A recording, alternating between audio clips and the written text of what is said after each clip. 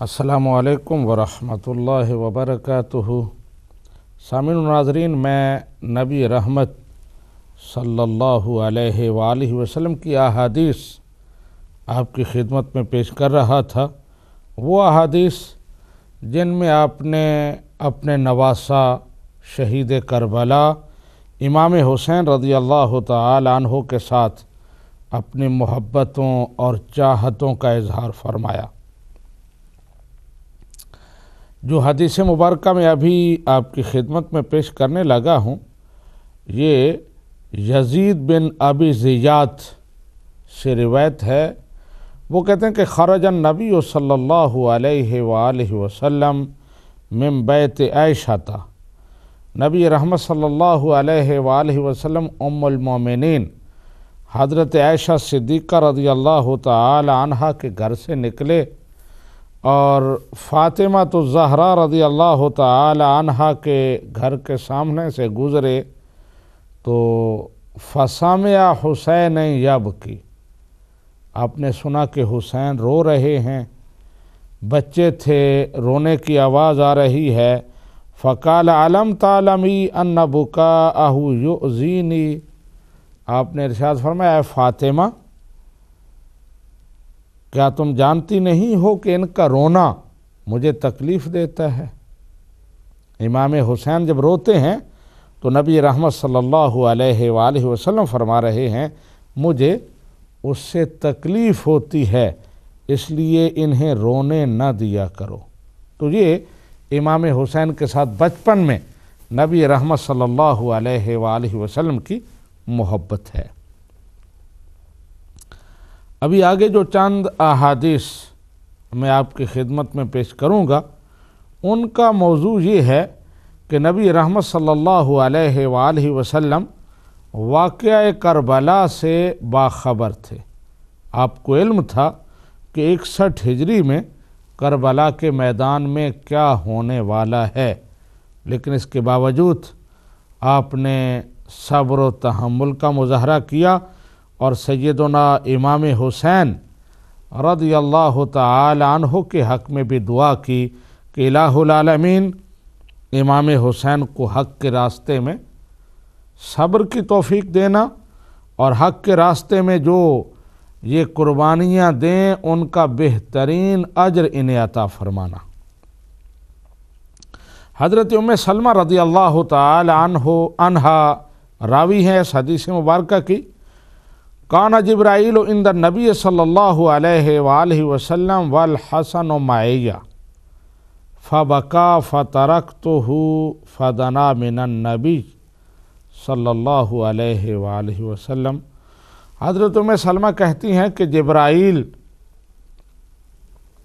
علیہ السلام نبی کریم صلی اللہ علیہ وآلہ وسلم کے پاس حاضر تھے، حسین وہاں موجود تھے اور میں ان کی نگرانی کر رہی تھی، ان کی لک آفٹر کر رہی تھی۔ پھر میں نے انہیں کسی وجہ سے چھوڑ دیا تو وہ نبی کریم صلی اللہ علیہ وآلہ وسلم کے پاس چلے گئے۔ تو حضرت جبرائیل نے جب دیکھا کہ امام حسین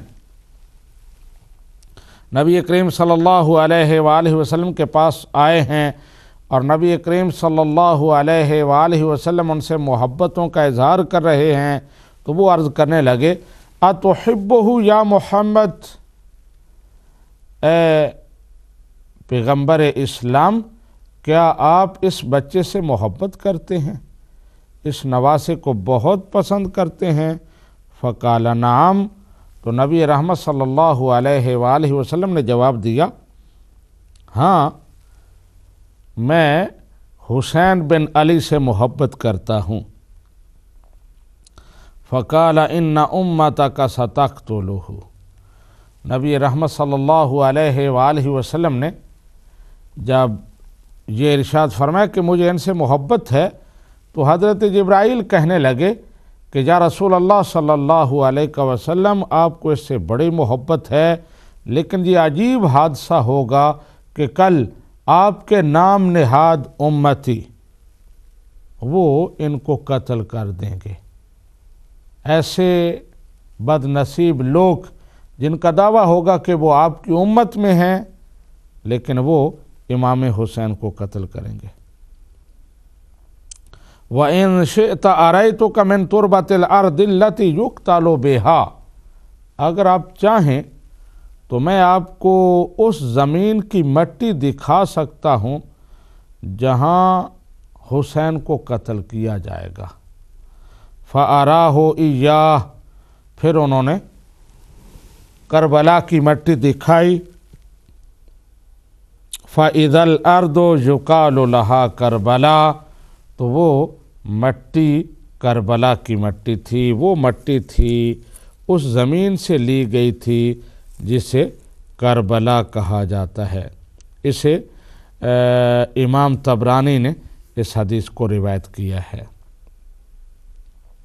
اسی طرح ایک اور حدیث مبارکہ حضرت علی المرتضیٰ رضی اللہ تعالی عنہ سے مروی ہے، اور اس میں ان کا ایک واقعہ بھی مذکور ہے۔ وہ بھی بیان کرتے ہیں کہ نبی کریم صلی اللہ علیہ وآلہ وسلم کو علم تھا کہ امام حسین کربلا میں اپنا پورا خانوادہ قربان کرے گا، اسلام کے لیے، اللہ تبارک و تعالیٰ کی رضا کے لیے، اور نظام مصطفیٰ کا علم بلند کرنے کے لیے اپنا گھر بار چھوڑے گا، اپنا وطن چھوڑے گا اور اپنا خانوادہ قربان کرے گا۔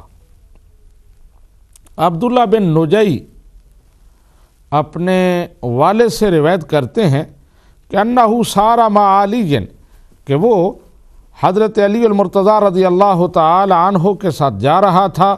وَكَانَ صَاحِبِ مِطْهَرَتِهِ، اور یہ عبداللہ بن ابی کے والد حضرت علی المرتضیٰ رضی اللہ تعالی عنہ کے خادم تھے، اور وہ آپ کے وضو کا اہتمام کیا کرتے تھے۔ وہ لوٹا اور پانی جو آپ کے لیے کہ وضو کے لیے استعمال ہوتا تھا، اس کی ڈیوٹی ان کی تھی۔ تو کہتے ہیں فلما حاذا نینوا وہو منطلق الی صفین، ہم صفین جا رہے تھے جب علی المرتضیٰ رضی اللہ تعالی عنہ نینوا کے مقام پر پہنچے، اس کے سامنے گئے۔ فنادا علی اصبر یا عبد اللہ، اصبر ابا عبد اللہ، اصبر ابا عبد اللہ بشط الفرات۔ حضرت علی المرتضیٰ رضی اللہ تعالی عنہ نینوا کی طرف منہ کر کے بلند آواز سے کہنے لگے، اے ابو عبداللہ، اے حسین، اے میرے بیٹے، فرات کے کنارے پر صبر کا مظاہرہ کرنا، وہاں کمزوری نہ دکھانا، بلکہ جرأت و بہادری اور ہمت اور حوصلے کے ساتھ حق کے راستے میں آنے والی تکلیفیں برداشت کرنا۔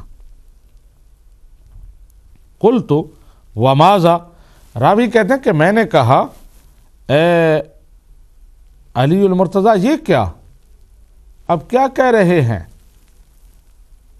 ابو عبداللہ کیوں صبر کرے، وجہ کیا ہے؟ قال، تو علی المرتضیٰ رضی اللہ تعالی عنہ نے جواب دیا، دخلت علی النبی صلی اللہ علیہ وآلہ وسلم ذات یوم وعیناہ تفیضان، کہتے ہیں ایک دن میں نبی رحمت صلی اللہ علیہ وآلہ وسلم کے پاس حاضر ہوا تو آپ کی آنکھوں سے آنسو بہہ رہے تھے۔ قلت یا نبی اللہ، میں نے کہا اے اللہ کے نبی، اغضبک احد ما شان عینیک تفیضان، یا رسول اللہ صلی اللہ علیہ وسلم، کیا آپ کو کسی نے دکھ پہنچایا ہے، تکلیف پہنچائی ہے؟ کیا وجہ ہے، آپ رو کیوں رہے ہیں؟